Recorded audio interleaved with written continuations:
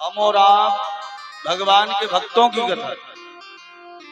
भक्त ध्रुव जी महाराज जिनकी 8 वर्ष की आयु थी, भगवान ने उन्हें दर्शन दिया।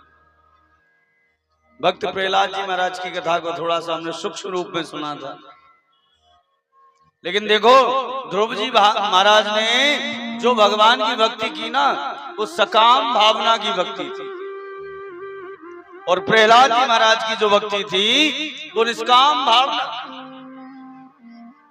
सकाम और निष्काम में अंतर। सकाम का मतलब होता है हम भगवान का कोई भजन करें, कोई यज्ञ करवाएं, कोई तप करें, कोई अनुष्ठान करवाएं और उसमें कोई कामना विशेष रख दें, हे प्रभु हम आपका ये अनुष्ठान करवा रहे हैं, इसके बदले हमें ये चाहिए। कोई कामना की पूर्णता के लिए जो भगवान का अनुष्ठान करें वो तो सकाम भक्ति कहलाता है। और निष्काम भक्ति, निष्काम भक्ति में भगवान का सिर्फ और सिर्फ भजन करना और उनसे मांगने की कोई चाह नहीं होना। ऐसी भक्ति की महाराज प्रहलाद जी महाराज। और सुनो, प्रहलाद जी महाराज के लिए, उस भक्ति को रोकने के लिए प्रहलाद जी महाराज की को और उन्हीं के पिता हिरण्याकश्यप ने और अनेक प्रयत्न किए। कभी पहाड़ से गिराया गया मारने के लिए, भगवान ने वहां आकर उनकी सहायता की, उन्हें बचा लिया। समुद्र में डुबाया गया। कुबलिया पीड़ नाम के और हाथी के नीचे कुचलवाने के लिए भी तैयारी की गई, लेकिन वहां भी आकर के और परमात्मा ने उनको बचाया। अंत में खौलते हुए तेल के कढ़ाई में डाल दिया, लेकिन प्रहलाद जी महाराज तो उस तेल के कढ़ाई में जाकर के भी और इस प्रकार मस्ती करने लग गए मानो वो गर्म तेल नहीं, कोई ठंडा और जल का भरा हुआ पात्र हो।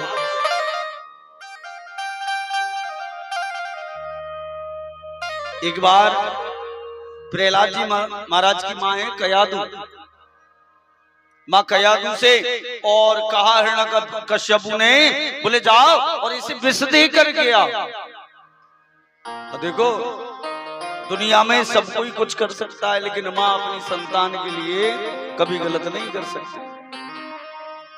लेकिन इधर राजज्ञ और दूसरा फिर राजा भी क्रूर है। खीर में विष मिला करके और कयादू को दे दिया, बोले जाओ और तुम्हारा पुत्र जो जेल के अंदर बंद है ना, उसे जाकर के ये खिला कर। भैया को जब विवश किया गया तो गई लेकर के,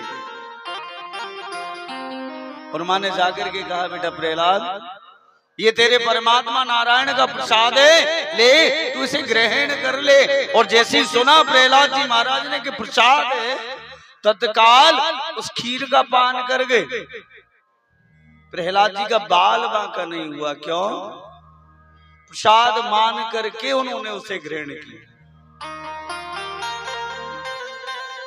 अच्छा, यहां थोड़ा सा कलयुग के भक्तों के मन में संशय आ जाता है। बोले महाराज वो द्वापर, वो त्रेता, वो सतयुग, उसमें भगवान और दर्शन देने आते थे अपने भक्तों के लिए, अब तो नहीं आते। अब तो नहीं आते, आते हैं, लेकिन हम में वो क्षमता हो, हम भक्त प्रहलाद बने, भक्त ध्रुव बने। किसी ने कहा, बोले सूर्य अनेक फिरे कन मांगत और पई पद सूर सो स्वाद कहा, पुन ताल मजीरा बजाती फिरे, मीरा मतवारी सी चाह कहाँ, सिया राम कथा कितनों देखी पर तुलसी जैसी मर्यादिका नरसिंह वसे प्रतिखंबन में पर काढ़न को प्रहलाद कहा। आज भी परमात्मा आ सकते हैं। सूर्य अनेक फिरें न मांगत। एक हुए श्री सूरदास जी महाराज जिन्होंने अपनी भक्ति के बल पर ठाकुर श्री बांके बिहारी लाल को और कदम के वृक्ष से प्रकट कर लिया। दूसरे हुए मीरा जी। मीरा जी ने जो भक्ति भगवान की मेरे तो गिरधर गोपाल दूसरो न कोई, जाके सिर मोर मुकुट मेरो पति सोई, मेरे तो गिरधर गोपाल दूसरो न। आज भी आपको और यहाँ वहां खड़ताल लेकर के बहुत सी स्त्रियां मिल जाती हैं, भगवा वस्त्र पहन करके मीरा बनने की और कोशिश करती हैं, लेकिन मीरा नहीं बन पाती। तीसरा कहा सिया राम कथा, रामचरितमानस को बहुत लोगों ने लिखा। रामायण को अपने अपने ढंग से बहुत से लोगों ने लिख दिया, लेकिन तुलसीदास जी ने जो मर्यादा रामायण में है की है, वो मर्यादा सब लेखकों की रामायण में नहीं है। और चौथी बात तो कितनी बड़ी कही, आज भी प्रत्येक खंबे के अंदर भगवान नरसिंह बैठे हैं।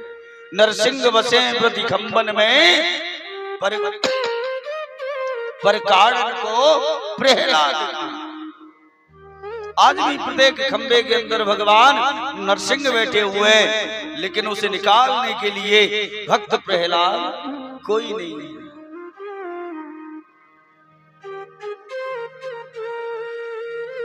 बुलाना अगर चाहोगे तो भक्त प्रहलाद के लिए एक खंबे को भगवान ने अपना पिता बना लिया। इसी प्रकार हमको और हमारे और आपके लिए भी वो कहीं से और कभी भी आने को तैयार है, लेकिन हमें बुलाने का तरीका तो आए। अरे परमात्मा भक्त के लिए क्या नहीं करते। कल महाभारत का थोड़ा सा प्रसंग सुन रहे थे।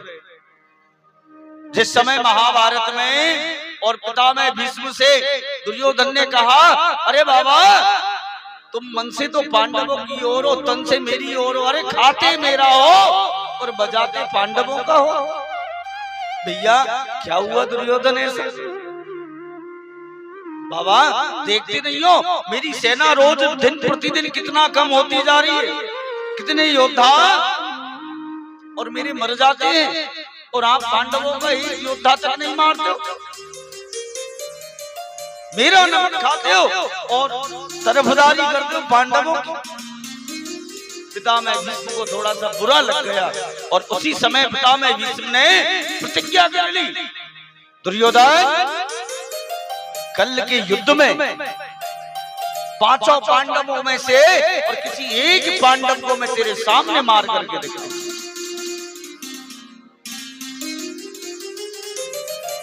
बाबा ने प्रतिज्ञा की है और पितामह भीष्म की जो प्रतिज्ञा है वो कभी खाली नहीं जाती। रात्रि का समय हुआ, सभी योद्धा अपने अपने शिविर में जाकर के आराम करने लगे। इधर पांचों पांडव अपनी सैयाओं पर लेटे हुए हैं, माँ द्रौपदी माँ कुंती सब अपने अपने शिविर में और आराम से लेटे हुए हैं सब। लेकिन कन्हैया बड़े व्याकुल हैं और कभी यहाँ घूमे कभी वहां घूमे, कभी यहाँ जाए कभी वहां जाए, बड़े बेचैन घूम रहे हैं ठाकुर जी। और घूमते घूमते द्रौपदी के और शिविर के अंदर प्रवेश कर गए। जाकर के पूछा, बहन द्रौपदी अरे सोई हो?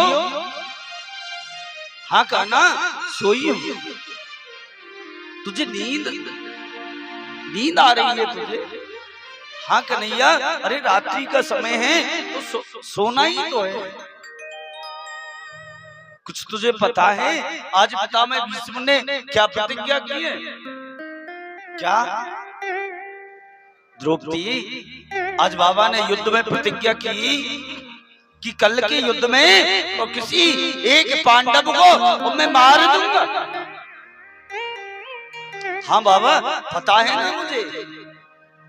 अच्छा पता है और तू निश्चिंत और सोई हुई है? क्यों कन्हैया, मैं निश्चिंत क्यों ना रहूं? अरे जब मेरी फिक्र करने वाला और मेरे पांचों पतियों की फिक्र करने वाला तो मुरलीधर घनश्याम है, तो मुझे फिक्र करने की क्या जरूरत? कन्हैया बोले द्रौपदी वो ठीक है, तेरा विश्वास है, लेकिन कुछ तो उपाय। अच्छा कन्हैया बताओ क्या उपाय है? देख जैसा मैं कहूं ना वैसा तुझे करना। पितामह भीष्म ब्रह्म मुहूर्त में और भगवान का भजन करते हैं, और भजन करके जब वो उठे ना तो जाकर के और तू उनके चरण स्पर्श कर लेना और उनसे आशीर्वाद प्राप्त कर लेना। देख नित्य प्रति और दुर्योधन की पत्नी आती है उनसे प्रणाम करने के लिए, लेकिन आज और तुझे दुर्योधन की पत्नी से पहले जाना होगा बाबा को प्रणाम करने के लिए। द्रौपदी बोल पड़ी कन्हैया मैं अकेली नहीं जाऊंगी। अरे द्रौपदी वहां तुझे अकेले ही जाना पड़ेगा, मैं जाऊंगा तो बात खुल जाएगी, खबर फैल जाएगी कि कौन आया है और ये चोरी से करना। द्रौपदी ने कहा कन्हैया तुम कुछ भी कहो भैया मैं अकेली ना जाऊं। अच्छा अकेली? हाँ बिल्कुल ना अकेली जाऊं। अच्छा ठीक है मैं तेरे साथ चलूंगा। आज ब्रह्म मुहूर्त से पहले ही और कन्हैया जागे हैं, द्रौपदी को साथ लिया और द्रौपदी के साथ में और कन्हैया पितामह भीष्म के शिविर की ओर चलती है अपने पीताम्बर को ओढ़ करके। क्यों? कोई पहचान ना ले कि ये पुरुष है कि ये स्त्री है।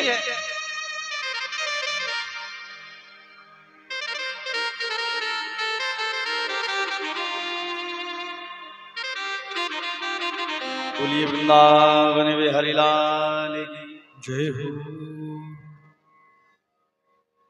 आज पीताम्बर को ओढ़ करके द्रौपदी के पीछे पीछे कन्हैया जा रहा है, और जैसे ही पितामह भीष्म का शिविर आया ना द्रौपदी ने अपनी चरण पादुका वहां उतार दी, और चरण पादुकाओं को उतार करके और देखो पहले ही समझा दिया कन्हैया ने, द्रौपदी जाकर के प्रणाम कर लेना है, बोलना नहीं है, और वो आशीर्वाद दे दे उस आशीर्वाद को लेकर के वापस आ जाना, बोलना कुछ नहीं।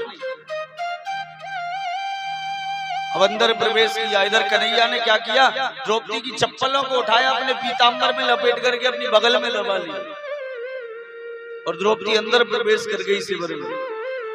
द्रौपदी ने जाकर के पितामह भीष्म को और चुपचाप प्रणाम किया, और जैसे ही प्रणाम किया तो पितामह भीष्म ने आशीर्वाद दे दिया सौभाग्यवती भव। जैसे ही सौभाग्यवती होने का आशीर्वाद दिया तो द्रौपदी से रहा नहीं गया, और आज द्रौपदी बोल पड़ी बाबा।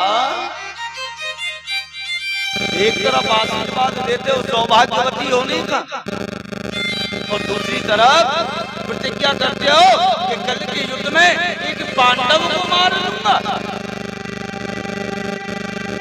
अरे मेरा तो एक पांडव मरा तो भी मैं विधवा, और मेरे पांचों मर गए तो भी मैं विधवा। मैं इसको समझ गई ये द्रौपदी। अरे द्रौपदी आना तो दुर्योधन की पत्नी को था, तू कैसे आई, कहां से आई, अरे तुझे कौन लेकर के आया? द्रौपदी बोल पड़ी बाबा अरे मुझे कौन लाएगा, मैं अकेली आई हूँ। नहीं नहीं द्रौपदी कोई तो तेरे साथ आया होगा, तू कुलवती नारी है, तू कुलवती स्त्री है, रात्रि के समय में और तू अन्यत्र दूसरे शिविर में नहीं जा सकती। बाबा मेरी एक सहेली है वो साथ में आई है। अच्छा कहाँ है? बाहर खड़ी हुई है, बुला के ला। नहीं नहीं बाबा, बाहर ना बुला के ला, अंदर कौन है? आज बुला करके कन्हैया को लेकर के आए। कन्हैया कहने लगे, अरे द्रौपदी बहन, तुझसे मना किया, बोलना नहीं। अब अगर कुछ गड़बड़ हो गया तो पितामह भीष्म मुझे भी नहीं छोड़ने वाला। फिर भी अपना पीताम्बर ओढ़े हुए और पीछे पीछे द्रौपदी के पहुंचे। घूंघट लगाते ना, ऐसा लंबा घूंघट लगा रखा है कन्हैया। पितामह भीष्म बोले, अरे सखी तुम कौन हो जो द्रौपदी के साथ आई हो? कन्हैया बोले तो आवाज पहचानना है। फिर पूछा, नहीं बोले ठाकुर जी, नहीं बोले तो पितामह भीष्म नजदीक आ गए और आकर के और जैसे ही वो पीताम्बर हटाया तो वहां को सखी नहीं पूरा सखा निकला। पितामह भीष्म ने बड़ा भरा भला बुरा कहना प्रारंभ कर दिया। अरे तू छलिया है, तू चोर है, तेरे अंदर छल कूट कूट कर भरा हुआ है, आज तूने मुझे छल लिया। अब मेरी प्रतिज्ञा का क्या? और हाँ, अभी भी शांत खड़ा है कालिया, बड़ी अभद्र तरीका से बात की यहाँ पर पितामह भीष्म ने कन्हैया से। अरे कालिया, अभी भी शांत खड़ा है, मन ही मन मुस्कुराता है, ये बगल में क्या दबाया है? अब तुम नहीं बोले ठाकुर।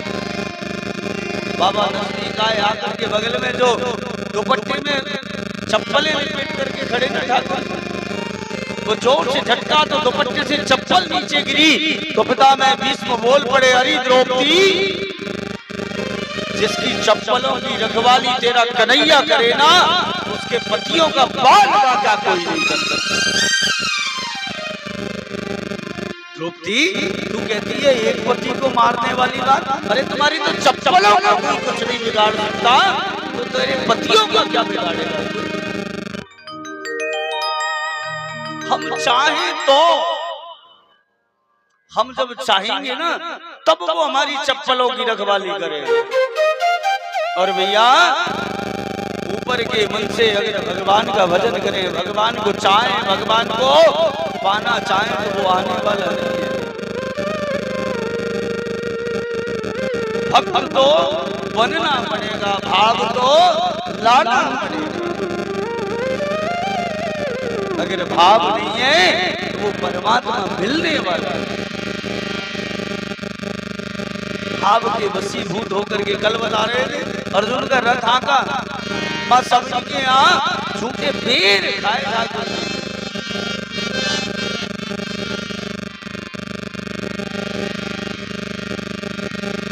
ये तो भाव की बात। कल कथा में वो भी सुन रहे थे, वामन भगवान के जन्म की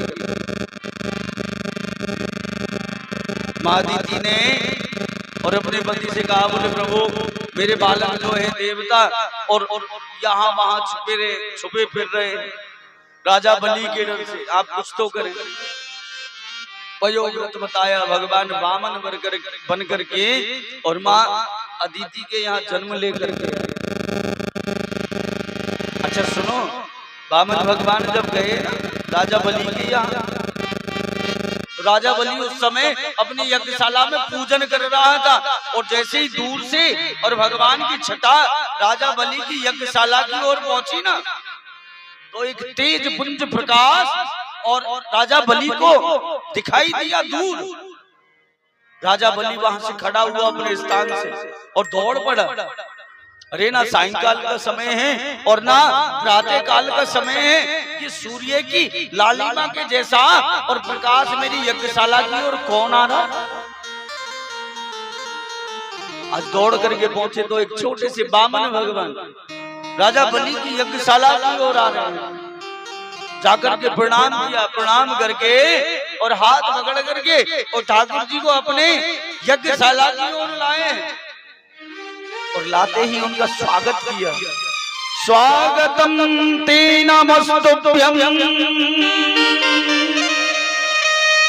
ब्रह्मण किम करवाम ते ब्रह्म ऋषीणां तपसाक्षन् मन्ये त्वार्य वपुर्धरम्। हे प्रभु, मैं आपका स्वागत करता हूँ। अरे अहो भाग्य मेरे, मुझे तो लगता है मेरे कोई पूर्व जन्म की भाग्य हो गई। आज मुझे लगता है साक्षात और तपस्या भक्ति मूर्तिमंत होकर के मेरी यज्ञशाला में आई। भगवान का चरण हस्त इत्यादि से और पूजन अर्चन वंदन किया और वंदन करके आसन पर बिठाया। आसन पर बिठा करके और हाथ जोड़ करके सामने बैठ गए राजा। और राजा बलि देखो भगवान से कहना प्रारंभ किया, प्रभु आपको मैंने पहले कभी देखा नहीं, आप जैसा ब्राह्मण बालक पहले मैंने कभी नहीं देखे। भगवान अब मेरी यज्ञशाला में आ गए तो मैं बहुत बड़ा देखो दानी हूँ, आप मुझसे जो मांगोगे मैं वो आपके लिए दे दूंगा, आप मुझसे मांग लीजिए। ठाकुर जी अपने हाथ में एक माला लिए हैं, राजा बलि की बातों को सुन रहे हैं लेकिन बोल नहीं रहे वामन भगवान। फिर कहा, भगवान जो आपको चाहिए ना वो मुझसे मांग लो। अरे आपको मांगने में देर होगी, मुझे देने में देर नहीं होगी। एक बार मांग कर तो देखो। फिर भी नहीं बोले। बहुत देर उन्होंने विनय किया, मन छोटा होने लगा बलि। वामन भगवान समझ गए, अरे ज्यादा देर अगर बातें नहीं की ना तो भक्त का और मन विहल हो जाए। तो बोल पड़े वामन भगवान और बोलते ही कहा वामन भगवान ने, राजा बलि इसमें कोई संशय नहीं है कि आप बहुत बड़े दानी हो। अरे आपके बाबा पर बाबा उन्होंने क्या दान नहीं किया? आपका दानी होना कोई बहुत बड़ी बात नहीं, आपके तो पीढ़ी दर पीढ़ी दान देने वाले जन्म लिए हैं। आज जैसे ही बाबा पर बाबाओं की बात सुनी राजा बलि ने, मन गदगद हो गया। देखो हमारे यहाँ भी कोई आए और हमारी नहीं हमारे दादा पर दादाओं की बातें बताना प्रारंभ कर दे तो बड़ा अच्छा लगता है। आज राजा बलि को जैसे ही बताया तो प्रसन्न हुआ। भगवान अब मांग लो आप। छोटे से वामन भगवान बोल पड़े, राजन हमें कुछ चाहिए नहीं आपसे, हम आपके यहाँ कुछ मांगने नहीं आए हैं। भगवान अब आप आए हो ना तो कुछ तो लेना पड़े, थोड़ा सा जो कुछ चाहिए वो आप मांगो। तो वामन भगवान ने साफ साफ इनकार कर दिया, ना राजन हमें कुछ नहीं चाहिए दुनिया की। कहते हैं ना संतों के लिए, संत को चाहिए क्या दुनिया में? अरे चलते फिरते जहां प्रातः हो वहां स्नान किया और बैठ करके भगवान का भजन किया, फिर संत तो विचरण में। और जिस संत ने संग्रह करना प्रारंभ कर दिया, बड़े बड़े आश्रम बड़े बड़े महल बनाना प्रारंभ कर दिया, वो संत नहीं रहा। संत को महल अटारी बड़े बड़े आश्रमों से मतलब क्या? हमारे ब्रज के संत कहते हैं महात्माओं के लिए, बोले मौज करे तो चाहिए क्या और फिक्र करे तो है ही क्या? अगर उन्हें आयशो आराम करना है तो उन्हें चाहिए क्या? 2 लंगोटी 2 कटी बस, एक हाथ में कमंडल, भगवान के नाम जापने के लिए एक माला। और अगर फिक्र करें कोई चुरा लेगा तो चुराएगा क्या? कमंडल को ले जाके क्या सर से मारेगा?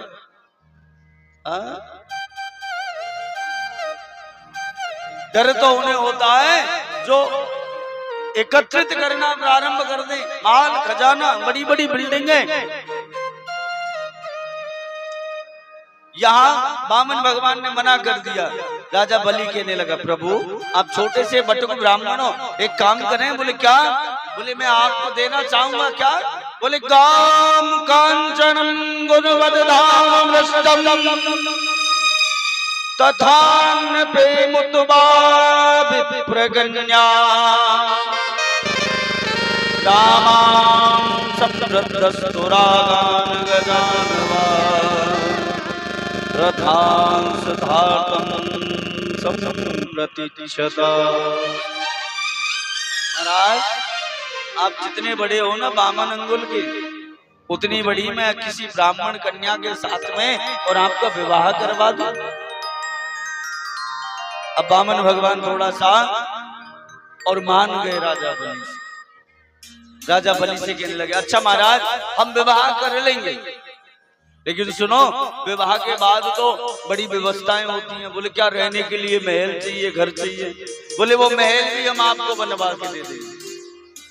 अच्छा महाराज मैंने सुना है कि विवाह के बाद में घर में संतान जन्म लेती, बिल्कुल लेती है महाराज। तो बोले जब संतान जन्म लेगी तो उनके पढ़ने लिखने लालन पालन की व्यवस्था, बोले वो सब हमारे ऊपर छोड़ो, हम कर देंगे, आप तो विवाह तो करो।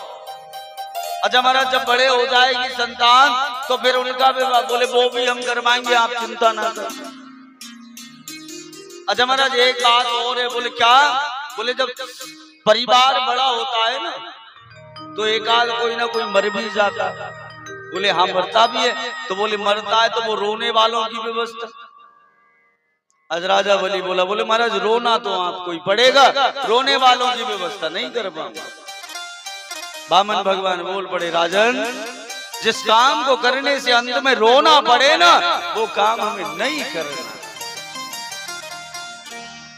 अब राजा बलि मन में विचार करने लगा, मुश्किल से तो तैयार हुए और फिर मामला गड़बड़। अच्छा महाराज देखो कुछ तो आपको मांगना पड़ेगा। अच्छा देना ही चाहते? बोले बिल्कुल देना चाहते। अच्छा एक काम करो आप हमें 3 पग भूमि दान दे।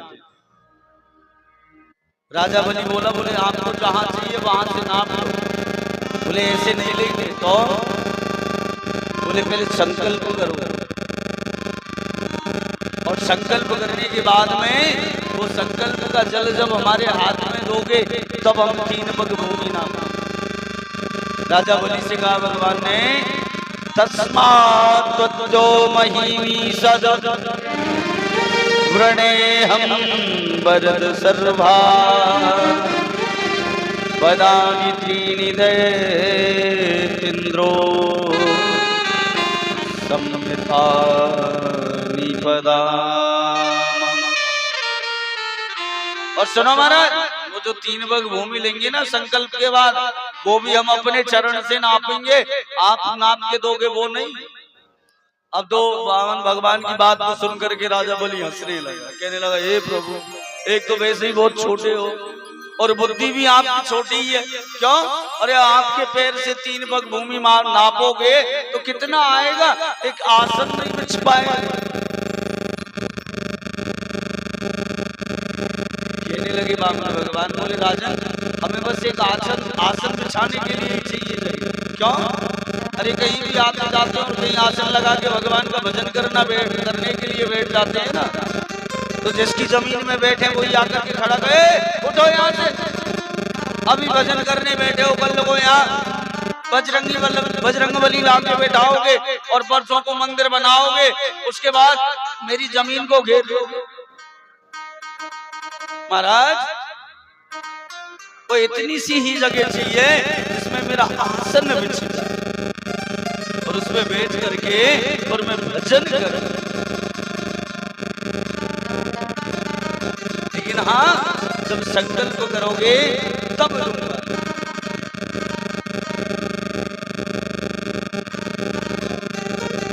आज राजा बलि कहने लगे भगवान तेरी क्यों जगह सही करवाते? अरे मानो मैं जब संकल्प करूंगा और तब किसी ने आकर के पूछ लिया भैया क्या कर रहे हो? बोले संकल्प कर रहे हो। बोले क्या क्यों कर रहे हो? बोले दान देने के लिए। क्या दान में दोगे? बोले भूमि दान करेंगे। और कहीं फिर पूछ लिया कितना भूमि दान दे रहे? महाराज मेरी तो जगह सही हो जाएगी आप बिना। बोले ना तो फिर रहने दो, हमें कोई जरूरत नहीं है।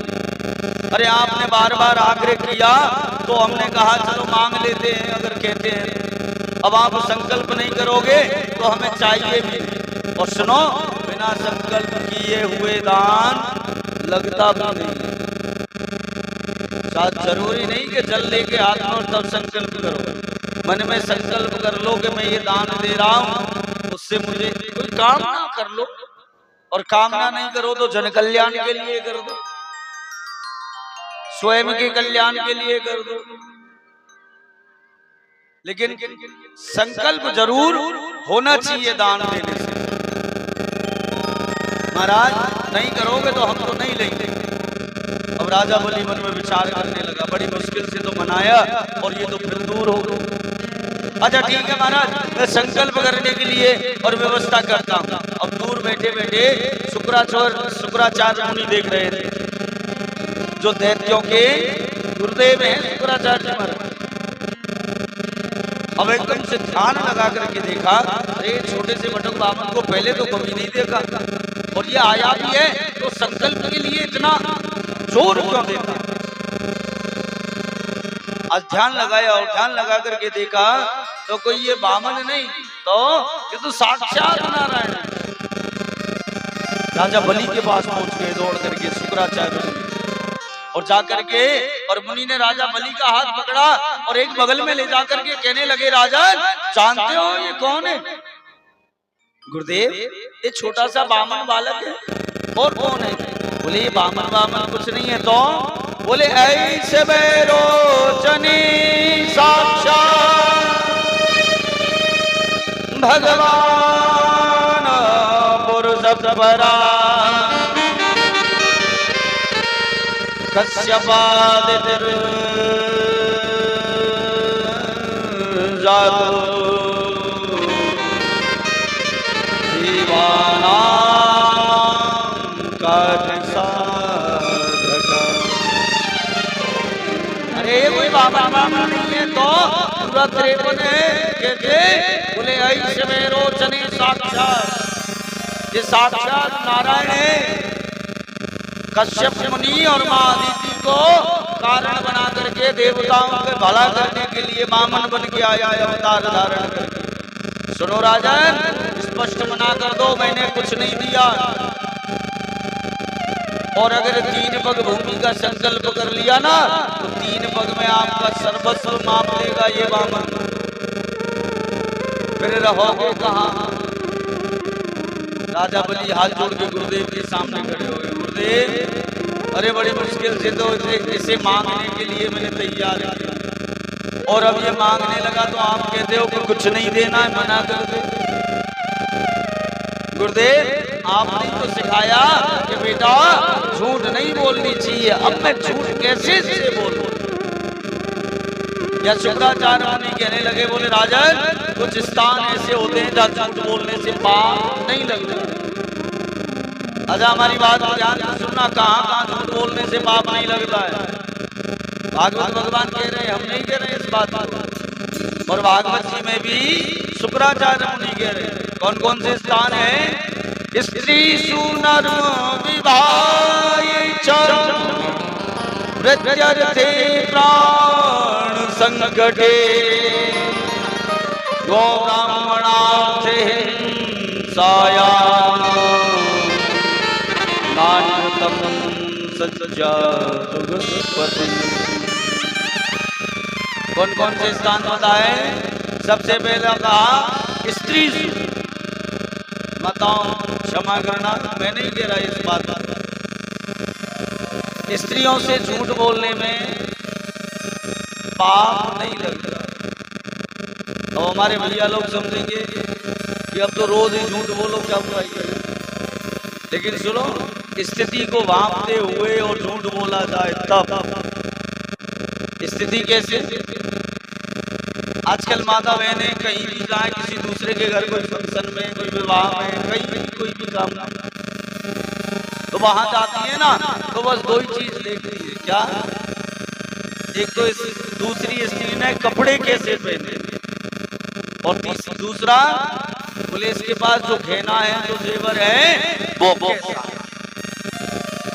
और सुनो, वहां से जब लौट के आती है ना तो कोई ना कोई चीज दिमाग में पसंद करके आती है। और घर आते ही अपने पतिदेव से कहती है, सुनो जी, वो फलानी थी ना, उसकी साड़ी बड़ी अच्छी थी, वो मुझे दिखा रही थी, अब की बार तनख्वाह जब आएगी तो सबसे पहले मुझे साड़ी खरीदनी है। और कहीं पतिदेव ने कह दिया, तुझे पड़ी ये साड़ी की, अरे यहाँ तो घर का खर्चा नहीं चलता तनख्वाह से, घर में चूल्हा जलना बंद हो जाए, इसलिए तत्काल उस समय झूठ बोल दो। क्या देवी, तनख्वाह बाद में घर में आएगी, पहले तेरी साड़ी लेके आऊंगा। अब 1 महीने के लिए तो चल गई ना। समय को भांपते हुए स्त्रियों से झूठ बोला जाए तो वो बोल सकते हैं। दूसरा कहा, नर्म विवाह, विवाह के लिए किसी का विवाह संस्कार जब होता है ना, बारात में जाते हैं तो बारात में लड़की पक्ष वाले लड़के पक्ष वाले बैठे होते हैं, एक दूसरे से झूठ बोल लेते हैं, अपने अपने गांव की अपने अपने घर की बड़ाई कर देते हैं। अरे आपके गांव में क्या है, हमारे गांव में तो हाथी घूमते हैं। अब चाहे कुत्ते ना घूमे, हाथी घूमने के लिए कह दिया तो कह दिया। एक हंसी मजाक में और विवाह के मध्य में, विवाह संस्कार में, बारात में यहाँ वहां जाने पर झूठ बोल दें तो भी पाप नहीं लगता। और तीसरा कहा, वृत्यर्थे प्राण संकट, अगर धन की और आपको हानि होती हो और वहां झूठ बोलने से आपका धन बच जाए तो आप झूठ बोल सकते हो। और चौथा कहा, प्राण संकटे, प्राण आपके अगर संकट में है और किसी के झूठ बोलने से प्राण बच जाए तो वहां झूठ बोलकर किसी के प्राणों को बचा लो।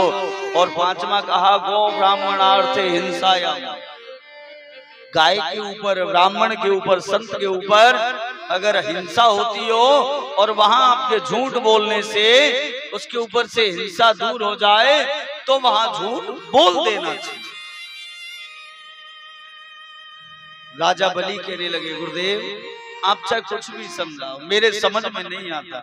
अरे मुश्किल से तो मैंने इनको मनाया, मांगो मांगो मांगो, अब मांगने लगे तो आप कहो नहीं दो। गुरुदेव मैं नहीं बोल पाऊंगा। अच्छा राजन, हमारी गुरुदेव की बात को और उल्लंघन, जाओ मैं तुम्हें श्राप देता हूं, आज से अभी से तुम श्री विहीन हो जाओ। श्री विहीन मतलब कंगाल, लक्ष्मी से विहीन हो जाओ। आज राजा बलि और जाकर के भगवान बावन के सम्मुख बैठ गए। एक लोटा था जल का, जिसमें पाइप होता है ना, ऐसे जल डालते थे पहले, वो लोटा लेकर के जल का और बैठ गया। हाथ में संकल्प करने के लिए जल लेने लगा उस तूती में से, तो बामन ये शुक्राचार्य जो है उनसे रहा नहीं गया, अपने और शिष्य का अहित देखा नहीं जाने लगा, तो छोटा सा रूप धारण करके उस तूती में आकर के बैठ गए उस लोटा की। बामन भगवान ने जल डालना चाहा, बाहर जल नहीं आया। गुरुदेव ने विचार किया, ना जल बाहर आएगा, ना संकल्प होगा और ना चेला लुटेगा। बामन भगवान ने झांक करके देखा, बा शुक्राचार्य जी अभी भी चेले की रखवाली।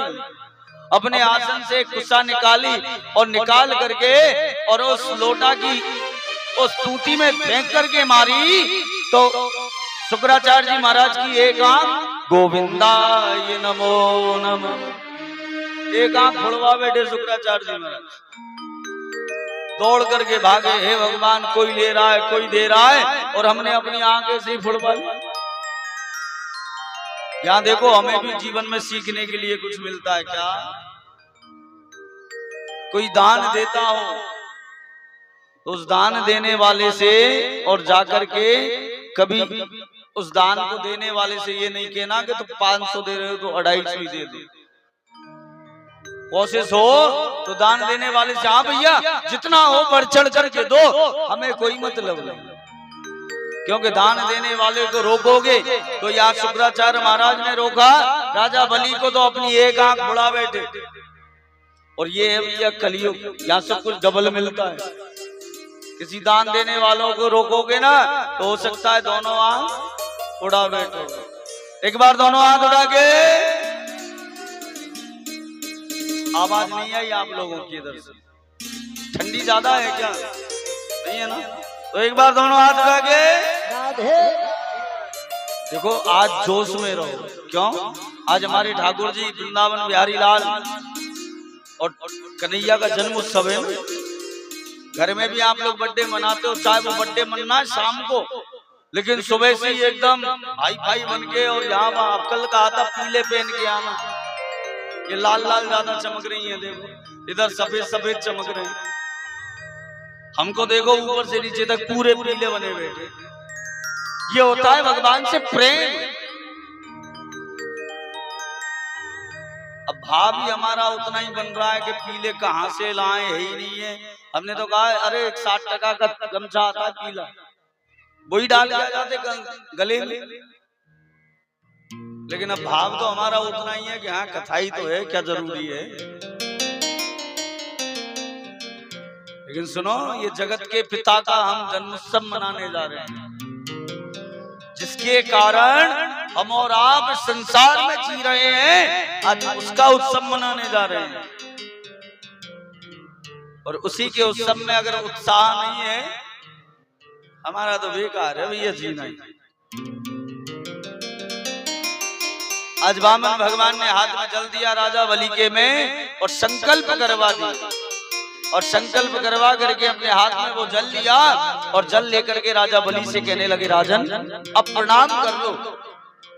और प्रणाम करने के लिए राजा बलि नीचे झुका। इतने में देखते ही देखते भगवान वामन से विराट रूप धारण कर लिए। बोलिए विराट भगवान, विराट रूप धारण कर लिए परमात्मा ने। एक चरण अपना ऊपर की ओर बढ़ाया तो ऊपर वाले चरण से और ऊपर के 7 लोगों को नापते हुए ब्रह्मांड छटा को फोड़ करके ब्रह्मलोक में भगवान का चरण पहुंच गए। ब्रह्मा जी महाराज ने देखा हमारे परमात्मा का चरण आया है, तत्काल अपने कमंडल से जल निकाला, चरण को धुला और उस जल को अपने कमंडल में स्थापित कर दिया। एक चरण भगवान ने नीचे की ओर बढ़ाया, नीचे के 7 लोगों को नाप लिया। अब तीसरे चरण के लिए और राजा बलि से कहने लगे राजा अब बताओ मैं तीसरा चरण में क्या मापूं। राजा बलि हाथ जोड़ करके खड़ा हुआ, क्या कहे क्या ना कहे। हाथ जोड़े और हाथ जोड़ करके कहने लगा भगवान आपसे एक बात पूछनी थी। क्या? आप मुझे बताइए, दान देने वाला बड़ा होता है या उसका धन बड़ा होता है? परमात्मा कहने लगे राजन धन से बड़ा दानी होता है। अरे दानी नहीं होगा तो धन कहां से होगा? भगवान अभी तक आपने मेरी संपदा को, मेरे धन को, मेरे ऐश्वर्य को नापा है, अभी आपके सम्मुख में बैठा हुआ। आप तीसरा चरण मेरे मस्तक पर रखिए और मुझे नापिए। जैसे ही राजा बलि ने कहा परमात्मा गदगद हो गए और उसके मस्तक पर अपना चरण स्थापित कर दिया। भगवान देखो, भगवान वामन राजा बलि को छलने आए थे, लेकिन आज राजा बलि ने परमात्मा वामन को छल लिया। अरे जिन परमात्मा का आशीर्वाद प्राप्त करने के लिए, जिन परमात्मा की एक छटा पाने के लिए मनस्वी तपस्वी अपना शरीर सुखा देते हैं, एक झलक तक नहीं पा पाते, आज वो राजा बलि उनके शरण को अपने मस्तक पर पधरा करके बैठा हुआ, हाथ जोड़ करके सम्मुख खड़ा हो गया। भगवान आपसे विनय और करनी थी। क्या? प्रभु मैं आपके ऐसे 3 नहीं 30,000 चरण माप करके भूमि दे सकता हूं, लेकिन एक निवेदन है मेरा। जिस समय आप मेरे यहां मांगने आए ना, मैंने कहा कि कुछ मांग लो। क्या आप विराट रूप में आए थे? आप उस समय जितना बड़े थे ना, 3 नहीं 30,000 पद माप लो, मुझे फर्क नहीं पड़ता। लेकिन भगवान ये तो आप मेरे साथ सीधा सीधा छल कर रहे हो। देखो भगवान के 3 भक्त ऐसे हुए जिन्होंने भगवान के साथ में तकरार किया है। कौन कौन? बलि, बाली और काली। राजा बलि यहां पर बोल पड़ा है, जितने बड़े आए उतने बड़े अगर हो तो 30,000 पग नाप लो। और दूसरा हुआ बाली, त्रेता युग में राम जी ने छुप करके मारा था। सम्मुख जाकर के जब राम जी खड़े उसके खड़े हुए, बाली बोल पड़ा, भगवान आपने मुझे मारा वो ठीक है, लेकिन मेरा कोई दोष बता दो। मेरा दोष क्या था जिस दोष के कारण और आपने मुझे प्राण दंड दे दिया। भगवान ने कहा तुमने अपने छोटे भाई की स्त्री को अपने घर में रखा, भारिया बना करके। बोल पड़ा बाली, महाराज हम बंदर प्रजाति के हैं और बंदरों में क्या छोटे भाई की स्त्री और क्या बड़े भाई की और क्या बेटी और क्या संतान। भगवान वहां बाली के सामने भी निरुत्तर हो गए। और तीसरा हुआ कालिया नाग। आगे आप कथा सुनोगे कल परसों। कालिया नाग ने और भगवान की यमुना को विषैला कर रखा था। और जिस समय भगवान ने उसे उसके ऊपर उसके फन के ऊपर नृत्य करने के बाद और उसे जाने को कहा रमणक द्वीप में, तो वो कालिया नाग ने भी प्रार्थना की, भगवान आपने मेरा मान मर्दन किया, कोई कारण तो बताओ। अरे कालिया तूने मेरी यमुना को विषैला कर रखा। अच्छा भगवान एक बात कहूं क्या, ये बताओ संसार को किसने बनाया? ठाकुर जी बोल पड़े मैंने। अच्छा उसमें जीवात्माओं को किसने बनाया? बोले मैंने। तो हमको किसने बनाया? नाग पूछ रहा है हमको किसने बनाया? बोले वो भी मैंने ही बनाया। बोले हमारे मुख में जो विष दिया है वो किसने दिया? भगवान बोल पड़े वो भी मैंने ही दिया है। प्रभु जिस जीव को आपने जो दिया वही तो आपके लिए वो अर्पण करेगा, दूसरी चीज कहां से लाएगा? आज हमको भगवान धन देते तो हम परमात्मा को धन दे सकते हैं। आज हमारा मन अगर हम परमात्मा ने हमें अच्छा दिया है तो हम उनके सामने अपना मन अर्पण कर सकते हैं। बहुत से लोगों को देखा होगा मांगने वालों के पीछे गाली देके पड़ जाते, मांगने आया है मांग। क्यों? उनका दोष नहीं है, उनका मन ऐसा ही क्रूर है, क्रूरता ही करेंगे। जिसका मन उदार हो और कहीं उसके दरवाजे कोई भिखारी पहुंच जाए, फिर वो ये सोचता है मैं इसे क्या दे दूं क्या ना दे दूं। यही अंतर है बस परमात्मा के भक्त में और क्रूरता में।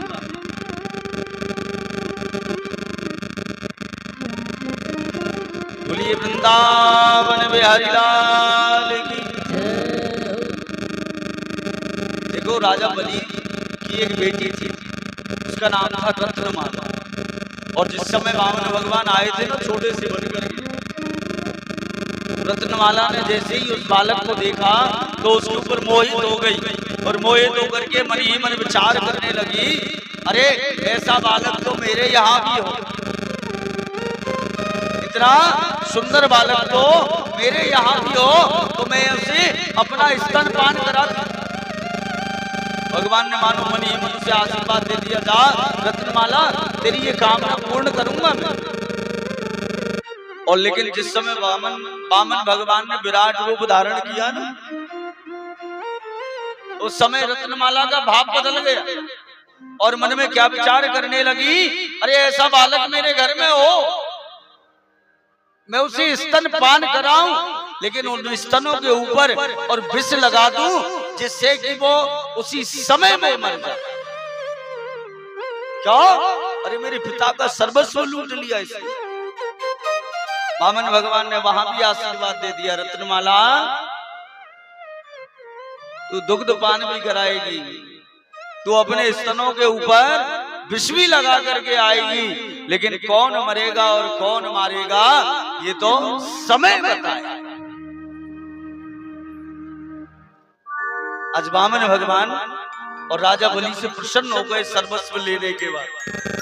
तो राजा बलि से बोल पड़े, राजन आप मुझसे मैं बड़ा प्रसन्न हूं, अब आपको जो चाहिए ना वो आप मुझसे मांग लो। राजा बलि बोल पड़ा, प्रभु अब मुझे चाहिए क्या जब आपके दर्शन हो गए। नहीं नहीं राजन, जो कुछ चाहिए आज मांग दो। ठीक है, मैंने आपको रसातल का पाताल का राजा बनाया है, लेकिन अगर आप कहोगे कि मुझे स्वर्ग का राजा बनना है तो मैं आपको स्वर्ग का राजा दे दूं। राजा बलि हाथ जोड़ करके खड़ा हो गया, भगवान आप मुझे कुछ देना चाहते हो? हाँ राजन, मेरा मन करता है कि मैं आपको कुछ दे दूं। सुनो प्रभु, अगर आप देना चाहते हो ना तो बस एक ही चीज दे दो मुझे। क्या? मैं जब मेरे लोक में पाताल में और राज करूं और मेरे राज महल से मैं जब कभी बाहर निकलूं और जब कभी प्रवेश करूं महल के अंदर, तो दरवाजे पर मैं आपका ही दर्शन करूं, ऐसा मुझे आशीर्वाद दे दीजिए। अब तो भगवान ने अपना माथा ढोक लिया। अरे बलि, इसका मतलब तो सीधा सीधा हो गया क्या? मुझे द्वारपाल बना लिया। अरे कब तुम अंदर से बाहर आओगे, कब बाहर से अंदर जाओगे, तभी मुझे आपके दरवाजे पे खड़ा रहना पड़ेगा। राजन ये तो ठगने वाली बात होगी। भगवान देना है तो ये दीजिए, अन्यथा रहने दीजिए। ना ना जाओ तथास्तु, मैंने आपको वरदान दे दिया। आज राजा बलि सुतल लोक में राज कर रहा है। भगवान नारायण और उसके दरवाजे पर और द्वारपाल बने खड़े हुए। देखो समय व्यतीत होने लगे। एक दिन नारद जी महाराज पहुंच गए क्षीर सागर में और माँ लक्ष्मी से जाकर के कहने लगे, मैया अरे कहीं पिताजी का पता है कि नहीं? माँ लक्ष्मी कहने लगी, कहीं गए होंगे अपने भक्तों के घर। और कहाँ गए? अरे मैया बड़ी भोली वाली है, थोड़ा सा पता रखो कर बाप पिताजी को कहाँ गए कहाँ ना गए। अचानक तू ही बता कहाँ गए? अरे मैया पिताजी ने ना और नौकरी कर ली। अच्छा नौकरी कहाँ पे? अरे विदेश में। कौन से देश में? बोले सुतल लोक में चले गए नौकरी करने। और सुन मैया नौकरी भी ऐसी वैसी ना है तो बोले द्वारपाल की नौकरी करिए। क्या कहते हैं उसको? गार्ड कहते हैं। गार्ड की नौकरी कर ली है। गार्ड किसके यहाँ? राजा बलि के यहाँ। माँ लक्ष्मी को समझते देर नहीं लगी। गए थे बलि को छलने और यहाँ स्वयं छल लिया, स्वयं को छल लिया बलि ने। आज माँ लक्ष्मी वेश बदल करके कन्या का रूप धारण करके और चली गई कहाँ? सुतल लोक। और सुतल लोक में जाकर के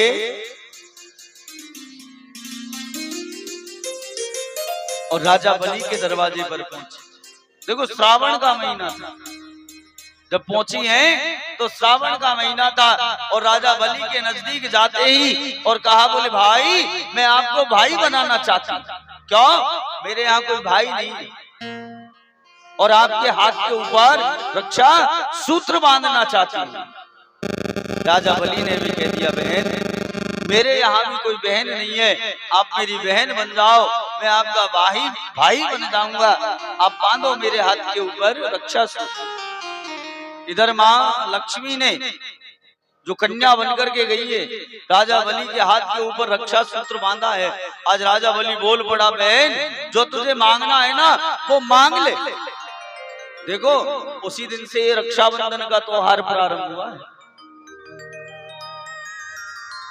उसी दिन से ये रक्षाबंधन का त्योहार प्रारंभ हुआ है। वो एक भजन है ना, मेरी बहना ये राखी की डोर।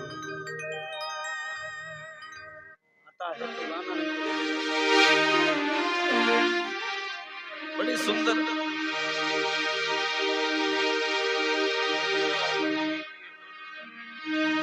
यहाँ पर राजा बलि ने जब कहा ना कि जो तुम्हें चाहिए वो मांग लो, तो माँ लक्ष्मी जो कन्या बन के गई कह दिया तुरंत, भैया मांग तो लूंगी लेकिन एक काम करना पड़ेगा। बोले क्या? बोले पहले संकल्प करना पड़ेगा। राजा बोले, अरे बहन संकल्प ना करूंगा। क्यों? अरे पहले संकल्प किया तो सुतल लोक में आ गया। अब संकल्प करूंगा तो कहां पहुंच जाऊंगा, संकल्प ना कर। लेकिन बहन तू जो मांगेगी ना आज मैं तुझे वही दूंगा, लेकिन एक निवेदन मेरा आपसे है बहन। क्या तू क्या मांगना चाहती है वो बता। भैया जब मैं तेरे महल के अंदर आ रही ना तो दरवाजे पे एक छोटा सा और द्वारपाल मुझे देखने को मिला। वो द्वारपाल तेरा बड़ा सुंदर लगा, मुझे बड़ा प्यारा लगा, मेरा मन उसके ऊपर आ गया।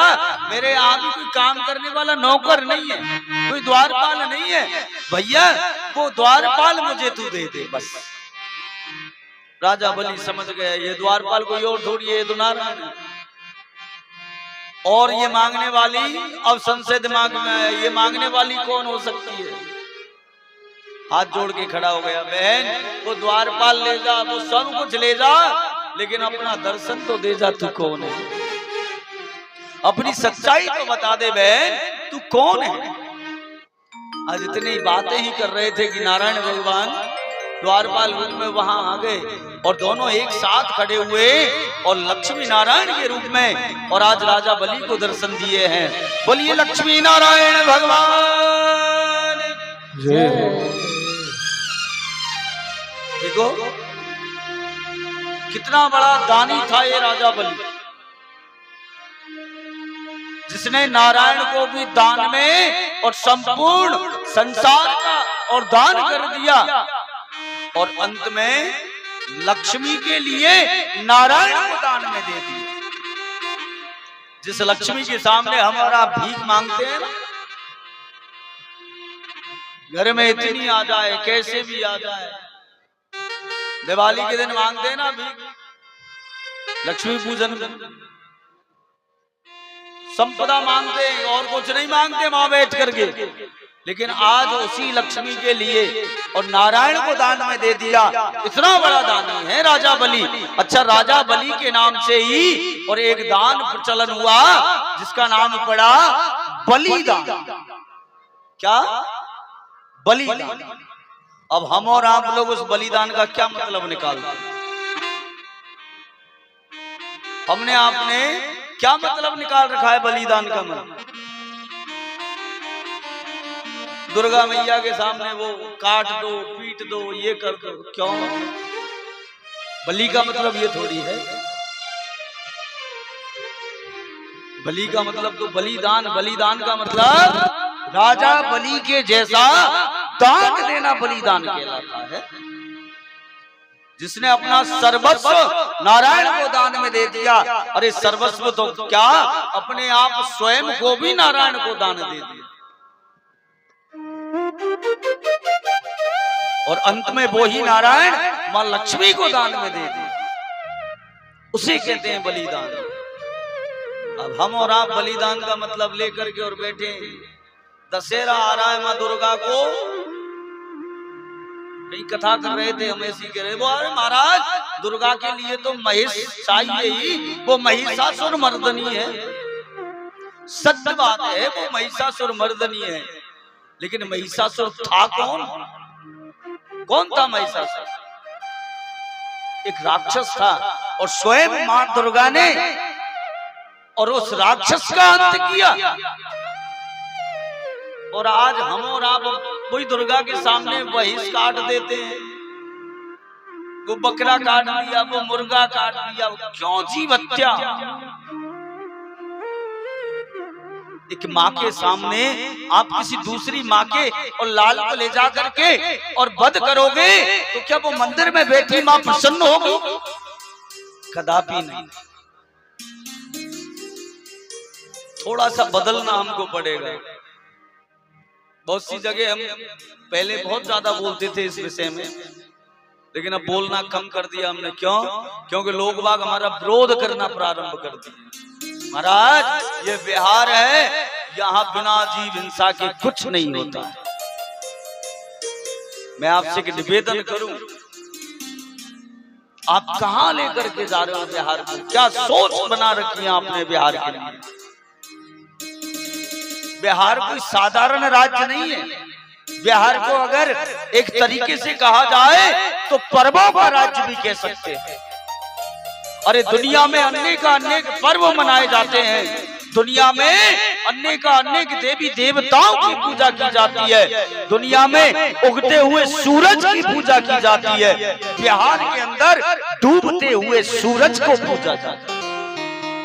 और आपके तो जीव हत्या के बिना काम नहीं चलता। गलत बात।